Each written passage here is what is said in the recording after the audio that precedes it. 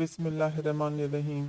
तमाम तारीफ़ें उस अल्लाह रब्बुल इज़्ज़त के लिए लायक और ज़िबा हैं जो तमाम जहानों का बनाने वाला और उसे पालने वाला है। करोड़ों दुरूद और सलाम हों आखिरी नबी मोहम्मद मुस्तफ़ा सल्लल्लाहु अलैहि वसल्लम पर। अस्सलाम वालेकुम व रहमतुल्लाहि व बरकातहू।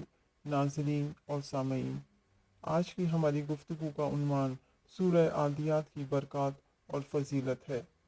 ये सूरत कुरान पाक के 30वें पारे में है।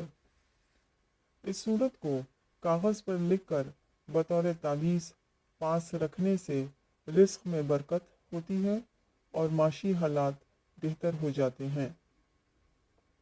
रोज़ाना हमेशा इसकी बाद नमाज फ़जर अव्वल और आखिर 3-3 मरतबा दुरूद शरीफ और दरमियान में 1 मरतबा इस सूरत की तिलावत करने वाला हमेशा अमन में रहेगा। अगर किसी शख्स या जानवर को नज़र बद हो जाए तो उस पर अव्वल और आखिर 7-7 मरतबा दुरूद शरीफ और दरमियान में 7 मरतबा इस मुबारक सूरत को पढ़कर दम करना बदनज़र के असर को ख़त्म कर देता है।